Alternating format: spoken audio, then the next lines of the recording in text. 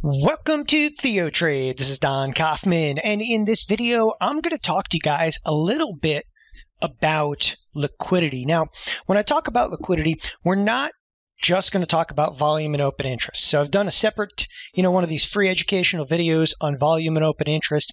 This one, when it comes to liquidity, is going to focus more on the bid-ask spread. So we'll call this liquidity bid-ask.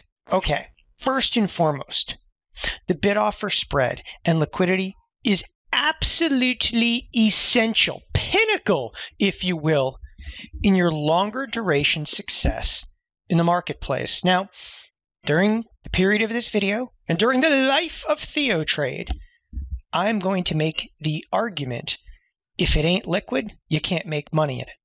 And you're going to hear me say this again and again and again and again. And this comes from roughly 2000, the year 2000 to 2015, I was employed by none other than Thinkorswim and, of course, TD Ameritrade. I left there in February of 2015. And in my experience, having worked watching order flow for the better part of 15 years and having worked with hundreds, if not thousands, of other individuals that worked with order flow for the better part of 15 years, we have come to the decision that without liquidity, there is no chance for success. And you have to look at the bid-offer spread, and you have to assess, is this product worth trading? It's not just looking at the total open interest or, the volume that trades out there. And right now, I've brought up the spiders because the spiders, it's like one of the most liquid animals that live. And the bid-offer spreads, it doesn't really get much better than the spiders. So if you look at trading for what it is, from a mathematical standpoint, let's forget that there's companies like Google and oh man, they create such cool products. And I got my Apple Watch and my iPhone over here, and we could look at Apple. All right. So, I can look at Apple. That's okay. If you guys want to talk about Apple, that's fine too. But it comes down in the end to liquidity. And when I say looking at this from this mathematical standpoint is, what are you really trading? You're trading a symbol. AAPL. Do they make a really cool phone? Maybe. Does Google make one? Oh, I don't know. Okay. But the point I'm trying to make with this is all it is a symbol, an option chain, an implied volatility. That's it. The implied volatility defines what the market's going to be out there, but the implied volatility, if you will, is telling you what the option premium is going to be. From there, it's just a bid-offer spread. So if you're looking at this, the most important things to you, it's not necessarily that this is Apple. If you're going to trade for the next 3 days, who cares that it's Apple? It's the next 3 days. It has a 24.23% volatility, right? And the rest is history. What is important, though, is when you look at the bid-offer spread, that it's a penny wide. When you look at the implied volatility, again, you're trading a symbol, which is AAPL.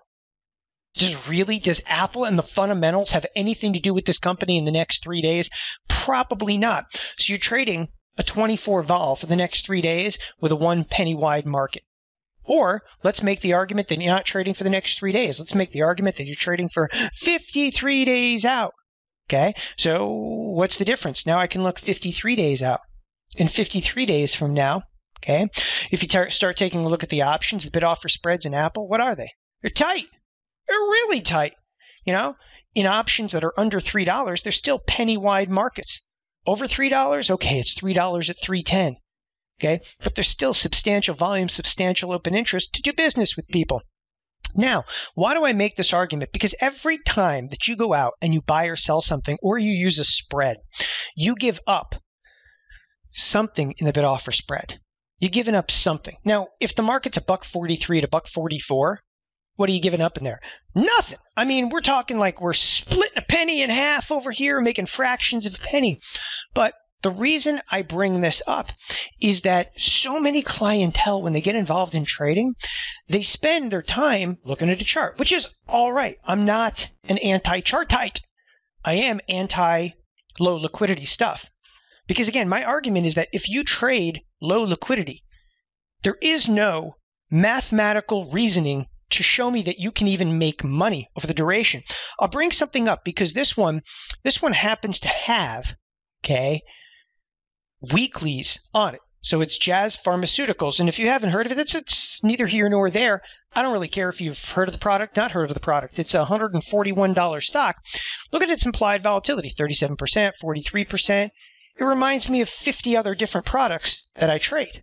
Okay, but I start opening up the options in here, and I noticed, first of all, the volume, the open interest is negligible. But then I look at the bid-offer spreads.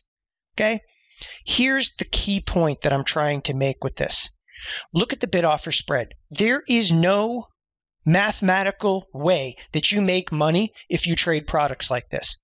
I don't mind making a statement like that because I have 15 years of experience at a brokerage firm, okay, to display exactly that. Even if you can come in here and you think that you're getting a good bid-offer spread. Okay, when I say think, what does that even mean? Okay, well, the market was $3.10 at $4. Even if you were able to buy these options or sell these options, okay, near what? $3.50. How are you going to get out of the trade? There's no liquidity to the option. So in this case, you have two different things going against you. You have a wide bid-offer spread and you've got no liquidity. Now, there's going to be times where you see a wide bid-offer spread and you see liquidity. That's probably because the product itself is massively volatile. Like volatility, the higher the volatility, the wider the bid-offer spreads can be. In this case, this is not a product that we trade. And when you're approaching different products to trade, you have to approach it from this standpoint. Look at a product, okay, and now we're going to go to another, quote-unquote big boy product, but I'll go right to the SPX, and you look at the SPX. And when you bring up the SPX, initially your thought is, oh, it's the mother of all products. It's a $2,050 product. When you open up the monthly options in here, the bid-offer spreads are initially going to see, they're really going to seem formidable, right? It's a dollar-wide spread in here. It's a dollar-wide spread on a $2,000 product. A moment ago, we just looked at a product that was $140 that had dollar-wide spread. So this market, okay, is like 10 times better than that other market. But then you learn to use like weeklies in the SPX. And I did another video specific to the SPX, but you'll learn to use weeklies because in the weeklies, the bid-offer spreads are 30 and 40 cents wide. There's always, okay, liquid products out there. You have to find them. You have to select them. A good place to start is start, okay, with products that offer options that have weeklies on them. It's not the best place to start, but it's a good place to start, products that have weeklies on them, because I just showed you a product a moment ago. It wasn't very liquid. Again, all right, liquidity is pinnacle. If the bid-offer spreads seem wide, don't do the trade. There is no mathematical means that you make money over the duration. It's like walking into a casino. And the moment you walk into a casino, they go, oh, excuse me, sir, ma'am, you have to pay $100 just to sit down at that table. You're like, what? Okay. You got to think about it from that. You want to be